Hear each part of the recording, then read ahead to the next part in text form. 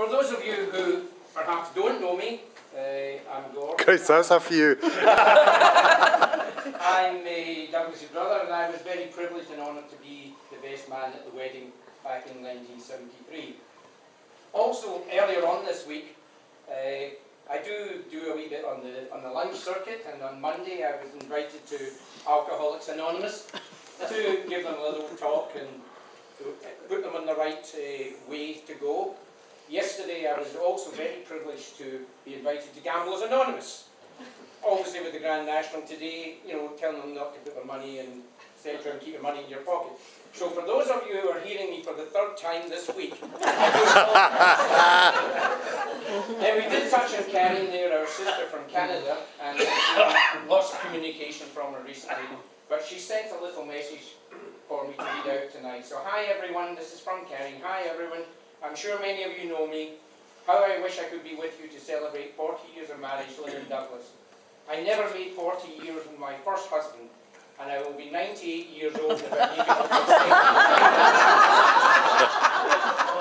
70. It took her a wee while to work out the dates, as she's just home from hospital after having had a new hip fitted. It's been quite a year for the Phillips children. As most of you probably know, Gordon broke his leg in November. So Douglas, you are the healthy one amongst us, so keep drinking the beer. Recently you embarked on a wonderful cruise, and now you're home to join all your family and friends at this wee party. My thanks to Graham and Claire for working so hard to make all this possible. Have a few wee drinks on me while I toast you with my tomato juice, as alcohol is taboo at the present. Happy anniversary, dear brother and wonderful sister-in-law, Lynn. That's from Karen in Canada. Also from Lisa McFarlane, which is Karen's daughter, our niece in Canada. Hi Douglas and Lynn, 40 years well done, that is amazing. I am sure it's full of happy memories. Perhaps I could remind you of one or two. In 1970, you were asked to look after us in Glasgow whilst Mum and Dad were off sunning themselves in the May. Douglas, you complained we watched too much television. And Lynn, we complained to you about how much mince you expected us to use. We also remember pushing Baby Keith about in his prams, and also listening to Billy Connolly tapes about men's willies and other things. In 1980, a very glamorous Aunt Lynn turned up in Canada with a hairstyle similar to Princess Diana. We were all enthralled. Do you know, Lynn, that unknowingly you exposed us to the British class system when you left a copy of Julie Cooper's book entitled Class? It was that good. Bear in mind, these wee lassies were only 9 or 10 at the time. It was that good that we read it twice. Mum told us we were upper middle class. Is that right, Lynn? In 1990, we met up again. I, Lynn and Douglas, remember the wee holiday in Portugal? Which I recall Lynn complaining about the English people and their accents.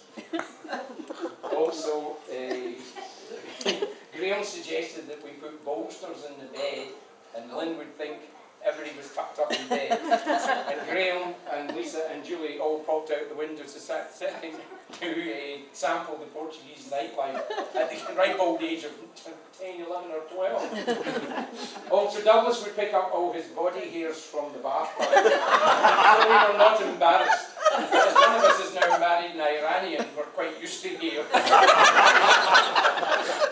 Now we're into the year 2000 in Vancouver. Lynn and Douglas arrived with Graham and Claire, as well as Gordon and Anne, for Julie's wedding. The night before the wedding, Douglas treated us all to dinner, where I, Lisa, drank my own weight in wine, poured by Douglas, ably assisted by Graham. The next day was the wedding, and boy, what a hangover I had.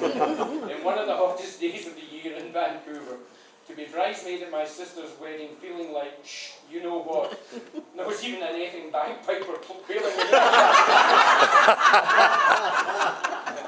Anyway, enough of past memories, except to say thank you for your company over all the past years, and many congratulations from the west coast of Canada. And just a quick one from Julie, who's the other half, all the Canadians are in here. I remember it was yesterday, all the family gathering here in Vancouver for the wedding. Well, that was 10 years ago. Today I'm celebrating 10 years of married bliss, while you in Scotland are celebrating 40 years of married bliss, or I hope it has been bliss for you. We are really thrilled for you, and Saturday lunchtime which will be the evening with you. So it's lunchtime in Canada at the moment. We'll be at Mum's house, complete with our new hit, and we'll surround ourselves with all things Scottish and have a few wee hoots and think about you all. Love from Julie, Cam, Sophia, and Isabel. That's and after that, I've got a few memories myself. Going back, I do remember the actual wedding, which was all seasons in one day. Those of you who were fortunate enough to be there, it rained, it snowed, the sun shone, and the wind howled. It was quite a day. Anyway, it must have been a success. Just like marriage, eh? Later, we're here today. So a quick resume of the last 40 years. Very quick. The first house was in Waterford, and the arrival of Graham in 74 was quickly followed by Claire in January 76, and I hope I've got the dates right. Graham and Claire. Right. 76, they moved down to a new house in Giffnock, which was their pride and joy, and Douglas built an extension. In 81, triggered by a move to Aberdeen, Douglas had to go there to be closer to the North Sea oil industry, which he was now carving out a career in, with a company called Lloyd's Register, and Lynn started work as a practice nurse in the local surgery. 25 years were spent in the Granite City, which they very quickly made new friends, and the children were educated. In Graham's case, his subjects were varied. Rosalind and Douglas, a few wee headaches and sleepless nights. All that is in the past. Misunderstood. And the kids still live in Aberdeen today, which Douglas once described as wonderful, as Lynn, the money lender, has now moved to Ayr. So the bank is closed. Douglas retired, and the two of them decided on a relocation to the west coast. And as Alison and myself live here, Alison being Lynn's sister, and obviously I'm Douglas's brother, we live in Ayr. Ayr seemed like a good place to be. And just to end to my little talk, I've penned a little ditty, as I generally do. On a sunny, blustery day back in 73, a wee wedding was to be. In Shawlands, a suburb of the great city, in a church by the school, Lynn and Douglas were joined by holy matrimony, with a best man who was a bit of a fool. At first, Douglas was a sailor away in voyages on the high sea. Lynn said, "Not for me, I want you home for your tea." After leaving the sea, a landlubber he did well, so Lynn could have her supper with nuptials as well. Into their house in Waterford, it was not long before the family took root. Along came Graham and Claire. Douglas said that was enough for any fare of the day. Off to Giffnock to another house with a nice wee park at the back. Not big enough for us all, Douglas said, as a matter of fact. So out came the pick and the shovel. It was now time to enlarge on this new hovel. Soon an extra room took shape. Blood, sweat and tears were running down his neck. All was built with wonderful precision. When business said, "We have an offer for you, but it involves a difficult decision." Off to Aberdeen we did go. The Granite City was where they had to go. A wee house in Airy Hall. This will day is fine. The clan were going to have a ball. 25 years later in retirement looms in the horizon. A move to Ayr. Times for a change, let's you... Sorry.